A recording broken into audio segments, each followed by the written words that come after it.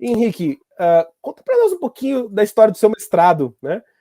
Eu sei que você concluiu, hoje você é mestre em psicologia positiva pela Universidade lá de Londres. Além de ser um grande reconhecimento, né, aos teus estudos, ao teu trabalho, é um título dentro da psicologia positiva difícil, porque existem muito poucos mestrados na área da psicologia positiva. Você pode fazer um mestrado em psicologia e encaminhá-lo para a linha da psicologia positiva, certamente, mas mestrados cujo tema principal de estudo seja psicologia positiva são poucos no mundo, online menos ainda, e com participação de alunos brasileiros eu sei que são pouquíssimos. Então é uma honra estar aqui conversando com um mestre em psicologia positiva. E eu queria que você contasse, Henrique, um pouco, porque as pessoas às vezes me procuram também. Eu já indiquei o mestrado de East London, apesar de não ter feito. Tem o mestrado do Tal, que estava lá em Miami para abrir, lógico, na Universidade da Pensilvânia, né, com o Seligman, enfim, onde tudo começou. Mas conta para nós um pouco do funcionamento do mestrado, as disciplinas, os teus estudos, enfim, né, numa visão geral, assim, como é que foram esses anos. Maravilha. Vou contar uma coisa antes disso, que o que mais me alegra, a maior construção, a construção mais importante e impactante que eu tive no mestrado foi a seguinte, Gustavo, eu te contei essa história já, mas quando eu fiz a formação do Rubim lá com o Tal, com a Megan, com a Maria Ciro lá, logo no primeiro dia que eu fiz a aula com eles, eu falei, gente, eu quero levar isso para o Brasil, me ajuda, eu quero traduzir e levar para o Brasil. E eles falavam para mim, os três, que ótimo, Henrique, maravilha, que legal. E parava por aí, eu passei uns 3, 4 anos conversando sobre isso com eles, eles diziam que estavam adorando a ideia e não tinha mais retorno sobre isso. Até um dia que eu encontrei esse mestrado, realmente, que eu saiba, hoje são 4 no mundo, né? University of East London, Pensilvânia, o Tal, que está para sair, ainda não tem o mestrado pronto, e a Claremont University tem, inclusive, doutorado, mas, assim, dentro das Ivy Leagues americanas, né? E quando eu encontrei esse University of East London, vi, como eu tenho 3 filhos pequenos, já foi uma insanidade fazer um mestrado, imagina se eu tivesse que fazer fora. Então eu vi que era online e decidi fazer, e é um mestrado, foi o segundo mestrado na área, e era um mestrado em psicologia positiva e psicologia do coaching. Então ele trabalha também com a questão psicológica das conversas de coaching e do poder que isso tem.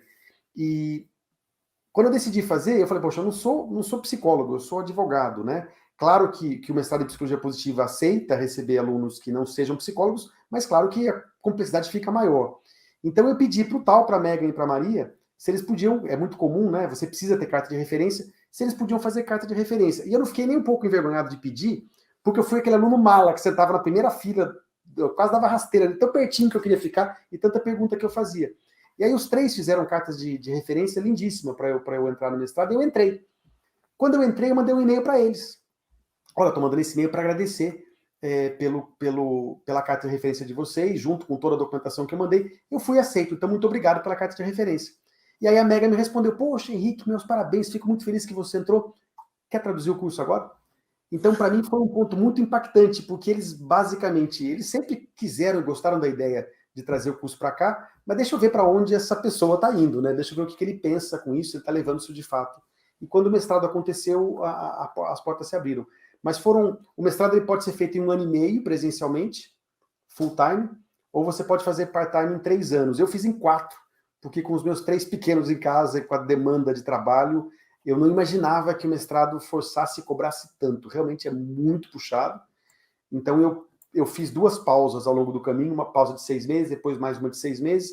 Então eu terminei em 4 anos, e eu terminei fazendo, a minha tese foi defendendo um treinamento de 1 semana do Rubin Institute como sendo um treinamento capaz de elevar 5 métricas de bem-estar e felicidade e ansiedade, de auxiliar a melhorar o nível de satisfação das pessoas. E demonstrei isso, fiz a minha tese e fui aprovado faz pouco tempo, faz um pouco mais de 1 mês.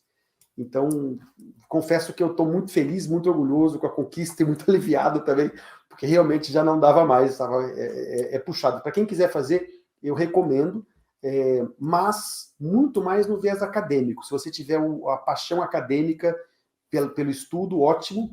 Se você quiser praticar e construir uma vida diferente, tem caminhos muito mais fáceis e mais diretos, porque vai trabalhar com a prática muito menos do que com o acadêmico. E se você quiser apenas conhecer o conteúdo acadêmico, você consegue isso sem ter que fazer o mestrado, né? Então tem muita informação, eu inclusive posso mandar bastante coisa para quem precisar, quem quiser. Métodos muito mais efetivos de fazer esse mergulho prático, né? Como o Roubin, por exemplo, né?